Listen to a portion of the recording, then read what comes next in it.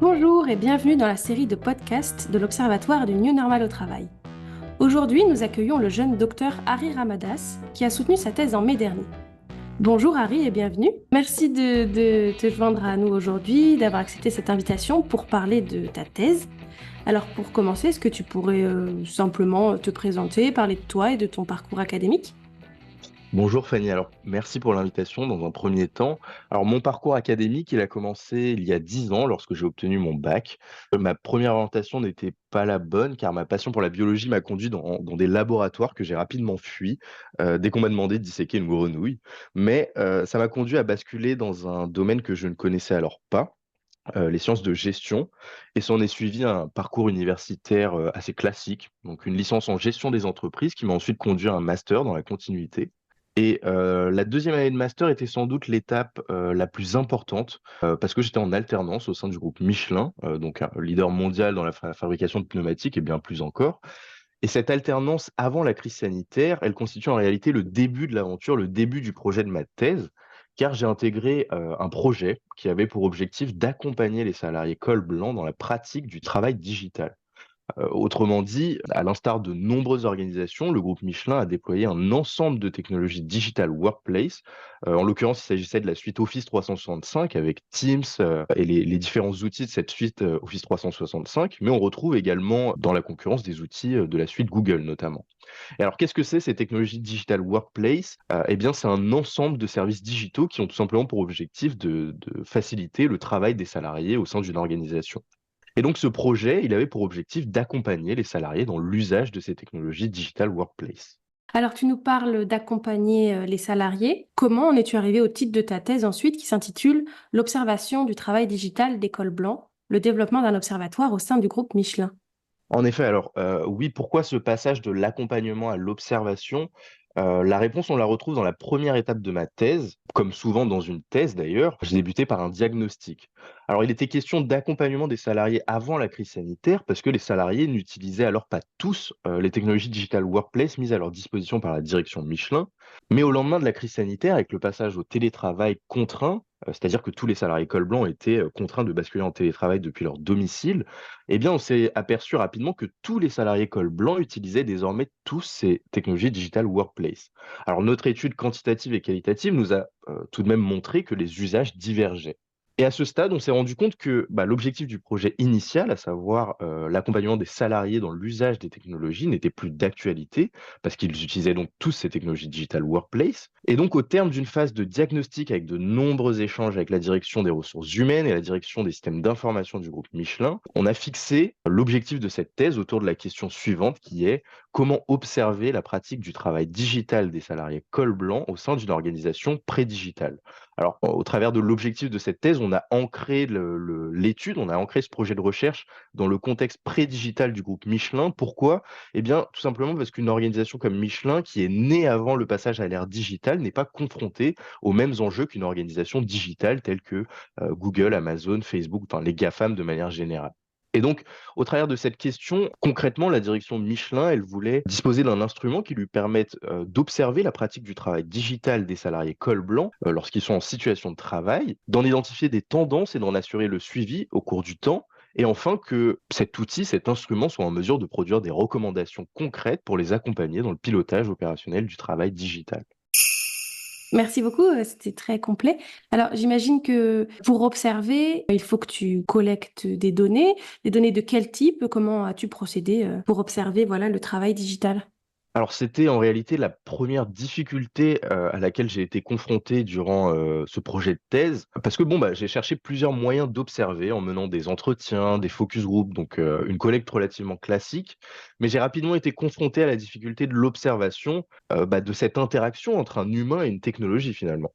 Et à ce stade, de ma recherche, j'ai eu l'opportunité d'accéder aux résultats de l'enquête annuelle sur la satisfaction au travail menée au sein du groupe Michelin. Alors j'ai pas eu un accès à toutes les réponses, mais j'ai accédé à la fin de cette enquête et plus précisément aux réponses à 2 questions ouvertes. La première, c'était: "Tell us the most positive experience you've had during the past year", et la seconde: "Tell us one improvement requested". Donc la première, questionnant les salariés sur une expérience positive qu'ils avaient vécue, et la seconde sur une amélioration requise, une attente qu'ils avaient, sur leur travail. Et en fait, ce qui est formidable, c'est que j'ai accédé à plus de 300 000 réponses écrites, étalées sur une période de 3 ans. Donc, en 2020, avant la crise sanitaire, 2021 pendant et 2022 après la crise sanitaire. Donc, ce qui est bien, c'est que ça me permettait de réaliser une étude longitudinale dans un premier temps. Et je me suis dit, bon, bah, on a 300 000 réponses, donc il y aura forcément des réponses intéressantes parmi ce volume conséquent de données et qu'on pouvait forcément en tirer quelque chose. Alors, quand j'ai présenté ce que je voulais faire à partir de ces données, la direction était initialement sceptique. C'est-à-dire qu'elle m'a demandé si on trouverait vraiment des réponses intéressantes relatives au travail digital, alors que c'est une enquête sur le travail de manière générale. En effet, tu as Voilà. collecté une énorme quantité de données. J'imagine que ça a dû être compliqué par la suite pour les analyser. Est-ce que tu peux nous expliquer comment tu as procédé pour faire l'analyse des données?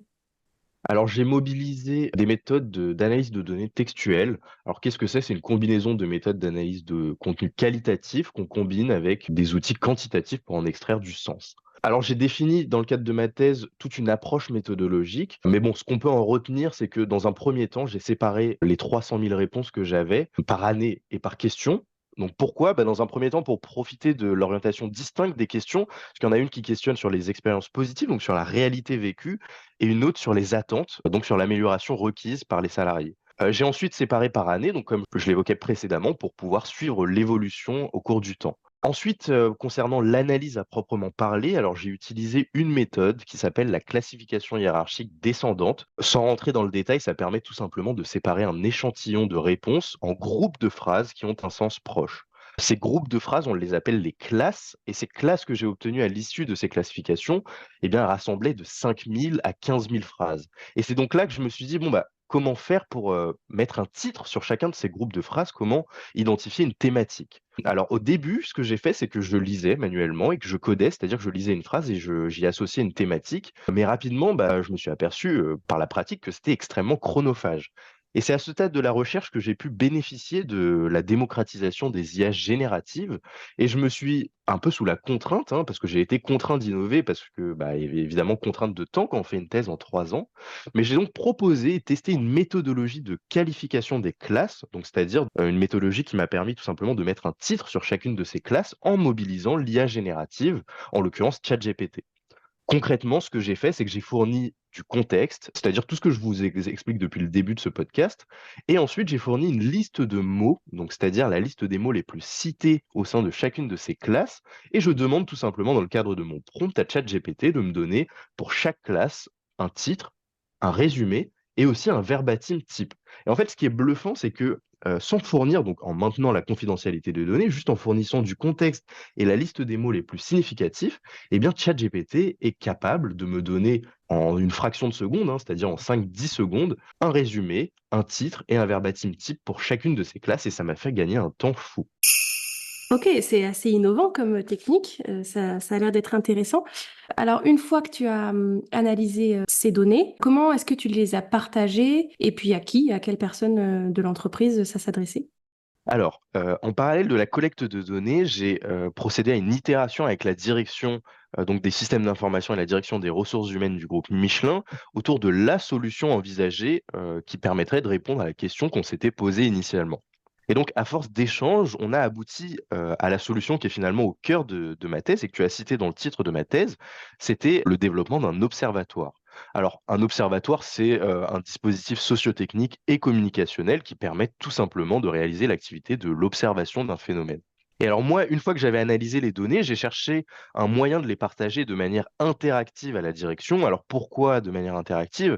Eh bien, au cours de mon expérience en alternance et par la suite au début de ma thèse, je me suis rapidement rendu compte qu'on menait de nombreuses enquêtes, ou en tout cas on mobilisait de nombreux prestataires, de nombreux cabinets de conseil pour mener des enquêtes en interne. Et en fait, les rapports qui nous étaient fournis, c'était souvent des rapports PowerPoint de 100, 200 pages même.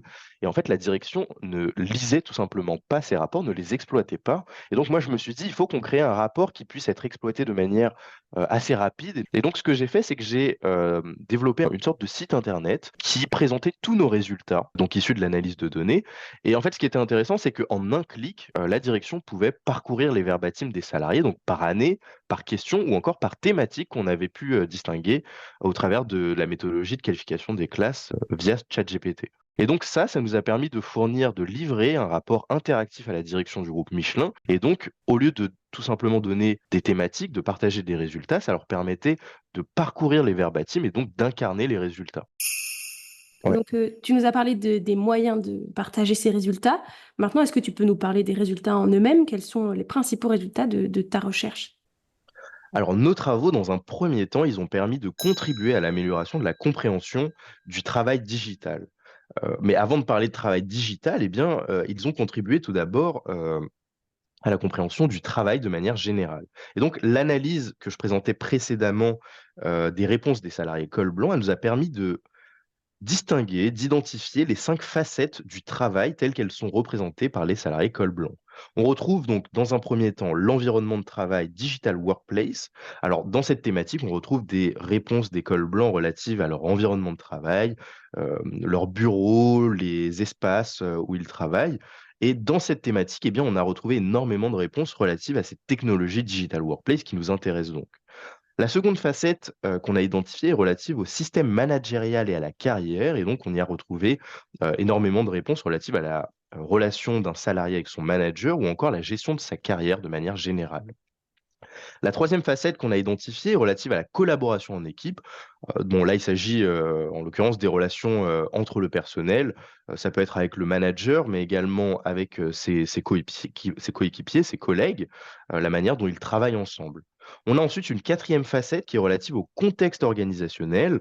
Alors notamment au début et au milieu de la crise sanitaire, eh bien les salariés évoquaient la gestion par l'organisation, de la traversée de la crise sanitaire, tout simplement. Et enfin, une thématique qui est relativement évidente, qui est relative à la rémunération et aux avantages sociaux. Et donc, à ce stade de la recherche, eh bien, on avait un panorama des 5 facettes relatives au travail des salariés col blanc. Mais nous, ce qui nous intéressait, c'était leur représentation relative au travail digital. Et donc, la première thématique relative à l'environnement de travail Digital Workplace, comme je l'évoquais précédemment, faisait référence de manière directe à notre objet de recherche, à savoir le travail digital.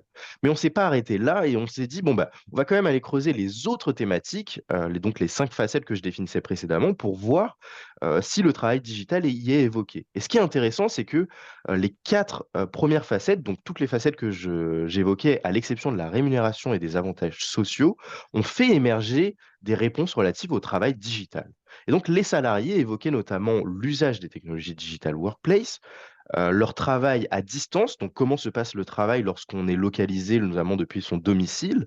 On a également retrouvé des réponses relatives à la flexibilité des horaires de travail, parce que cette disposition du travail digital eh bien, fait émerger de nouveaux enjeux sur la flexibilité des horaires. Et enfin, des réponses relatives à l'accord contractuel. La seconde contribution de nos travaux, elle est d'ordre méthodologique, car dans le cadre de nos travaux, on a développé une méthodologie d'analyse de données et cette dernière, on a fait en sorte qu'elle soit réplicable. Et en fait, elle est à destination des chercheurs ou alors encore des praticiens qui seraient tout simplement confrontés à une large base de données textuelles. Et ce qui est intéressant, c'est que cette méthodologie d'analyse de données, elle est également rapide, car notamment, du moins, car elle mobilise l'IA générative, en l'occurrence ChatGPT.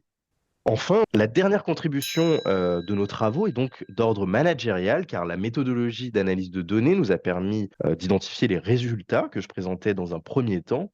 Et donc ces résultats, nous les avons présentés sous la forme d'un observatoire. Et donc cet observatoire, il permet de répondre, aux objectifs initiaux de cette thèse, car il permet d'observer la pratique du travail digital des salariés col blanc au travers de leurs témoignages écrits. L'observatoire permet d'identifier des tendances, donc les 5 facettes que je présentais précédemment, mais également les sous-dimensions relatives au travail digital. Il permet d'en assurer le suivi au cours du temps, donc de 2020 à 2022. Et enfin, notre observatoire nous a permis de partager nos recommandations avec la direction du groupe Michelin, ces dernières ayant vocation à accompagner la direction du groupe Michelin dans le pilotage opérationnel du travail digital des salariés col blanc. À ton avis, est-ce que d'autres entreprises peuvent tirer parti de ces 3 types de résultats et de quelle manière? Alors oui, je pense que d'autres entreprises pourraient tirer parti de ces résultats, car nos travaux ont contribué à améliorer notre compréhension, de la pratique du travail digital des cols blancs dans un contexte pré-digital. Hem, mais dans un premier temps, il serait intéressant, de réaliser une étude similaire, donc de déployer, pourquoi pas un observatoire similaire à partir de réponses, d'une enquête, annuelle sur la satisfaction au travail ou peut-être d'une autre base de données de réponses. mais dans un contexte digital cette fois-ci. Comme ça, on pourrait comparer les résultats d'une organisation pré-digitale, donc les travaux que nous avons menés, avec les résultats dans un contexte digital. Dans un deuxième temps, il serait également intéressant de réaliser la même étude, mais sur des cols bleus, car les cols bleus sont également confrontés à des technologies digitales, et ça serait donc intéressant de comparer la différence de pratique de travail digital entre les populations de cols blancs et les populations de cols bleus. Merci Harry. Alors on arrive sur la fin de cet épisode. Est-ce que tu aurais juste un dernier mot à nous partager pour conclure? Eh bien, écoutez, je vous encourage à faire des tests CIFRE parce que ça m'a permis de faire de la recherche tout en étant en immersion sur un terrain, d'autant plus un terrain formidable qui était celui du groupe Michelin. Et donc, la complémentarité entre la recherche et le terrain, vraiment, ça n'a pas de prix. Eh bien super, je te remercie beaucoup Harry pour le temps que tu nous as consacré aujourd'hui. C'était très intéressant et très riche. Félicitations pour ce travail colossal de 3 ans. J'espère que ta thèse pourra inspirer d'autres étudiants ou chercheurs. Au revoir et à bientôt. Au revoir.